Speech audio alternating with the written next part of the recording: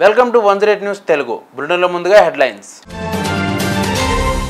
2024 18వ లోక్సభ స్థానాల్లో వైసీపీని నెట్టేసిన కూటమి ప్రభుత్వం. నెంబర్ 1గా నిలిచిన బీజేపీ పార్టీ.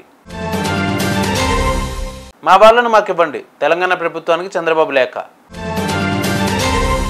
యాక్సిడెంట్ కేసులో కీలక పరిణామం, వైసీపీ ఎంపీ బేదా మస్తాన్రావు కూతురు అరెస్ట్.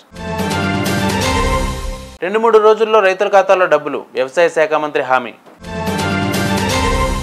2024లో 18వ లోక్సభకు జరిగిన ఎన్నికల్లో ఎన్డీఏ కూటమి సంపూర్ణ మెజారిటీతో ప్రభుత్వాన్ని ఏర్పాటు చేసింది. కాగా ఎన్నికల్లో ఆయా పార్టీలు సాధించిన లోక్సభ స్థానాల ఆధారంగా ర్యాంకులు కేటాయించారు. మొత్తం 41 పార్టీలు ఉండగా ఇందులో 240 స్థానాల్లో విజయం సాధించిన బీజేపీ నెంబర్ 1 స్థానంలో నిలిచింది. భారత్లో లార్జెస్ట్ పార్టీగా బీజేపీ నిలిచింది. అలాగే 99 స్థానాలతో కాంగ్రెస్ 2వ స్థానంలో ఉండగా 37 మంది సభ్యులతో సమాజ్వాదీ పార్టీ 3వ స్థానంలో, 29 మంది ఎంపీలతో టీఎంసీ 4వ స్థానంలో, 22 మందితో డీఎంకే 5వ స్థానంలో ఉండగా 16 మందితో టీడీపీ 6వ స్థానంలో ఉంది. అలాగే 4 ఎంపీలతో వైసీపీ 15వ స్థానంలో ఉంది. కాగా 17వ లోక్సభలో వైసీపీ 22 మంది ఎంపీలతో ఉంది. ఇదిలా ఉంటే 18వ లోక్సభలో బీఆర్ఎస్ పార్టీ నుంచి ఒక్క సభ్యుడు కూడా లేకపోవడం గమనార్హం. ఏపీ సీఎంగా బాధ్యతలు చేపట్టిన చంద్రబాబు తన ప్రభుత్వంలో కొత్త ఐఏఎస్ ఆఫీసర్లను నియమించుకునేందుకు ప్రయారిటీ ఇస్తున్నారు. అందులో భాగంగా తెలంగాణలో పనిచేస్తున్న ఏపీ కేడర్కు చెందిన ఐఏఎస్, ఐపీఎస్ను వెంటనే తమకు పంపాలని కేంద్రాన్ని కోరారు. కేంద్రం కూడా వెంటనే సదరు అధికారులను ఏపీ రిలీవ్ చేయాలని, అదే సమయంలో ఏపీలో పనిచేస్తున్న తెలంగాణ కేడర్ ఆఫీసర్లను జాయిన్ చేసుకోవాలని సూచించినట్టు తెలుస్తుంది. అయితే ఏపీ కేడర్ అధికారులను ఆ రాష్ట్రానికి పంపడంపై సీఎం రేవంత్ రెడ్డి తుది నిర్ణయం తీసుకోవాల్సి ఉంటుందని ఆఫీసర్లు అభిప్రాయపడుతున్నారు.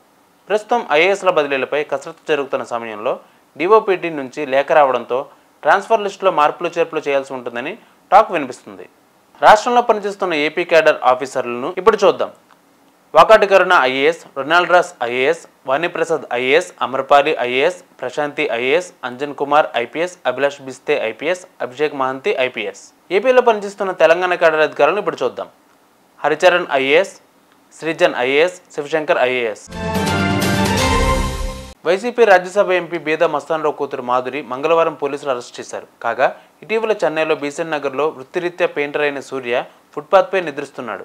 ఈ క్రమంలోనే అదే రోడ్డులో వస్తున్న మాధురి కారు అతివేగంగా సూర్యపై నుంచి దూసుకుపోయింది. దీంతో అతడు అక్కడికక్కడే ప్రాణాలు కోల్పోయాడు. సీసీటీవీ ఫుటేజ్ను పరిశీలించిన పోలీసులు కారు నడిపింది వైసీపీ రాజ్యసభ ఎంపీ కూతురు మాధురిగా నిర్ధారించారు. దీంతో ఆమెను మంగళవారం రాత్రి పోలీసులు అదుపులోకి తీసుకున్నారు. తెలంగాణ రైతులకు వ్యవసాయ శాఖ మంత్రి తుమ్మల నాగేశ్వరరావు శుభవార్తను అందించారు. 2-3 రోజుల్లో ఆయిల్ ఫామ్, పంటల రాయితీ డబ్బులను రైతుల ఖాతాల్లో జమ చేస్తామని మంత్రి స్పష్టం చేశారు. దీనితో పాటుగా తెలంగాణ రాష్ట్రంలోని సూక్ష్మ సేద్యం కంపెనీలకు సైతం 55.36 కోట్ల బకాయిలను కూడా విడుదల చేయనున్నట్లు తెలిపారు.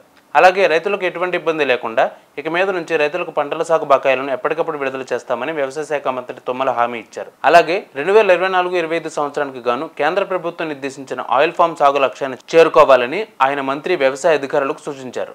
ఇవి వాళ్ళ బులెటిన్ అప్డేట్స్. మరిన్ని అప్డేట్స్తో మీ ముందుకు వస్తాను. అంతవరకు కీప్ వాచింగ్ 108 న్యూస్ తెలుగు.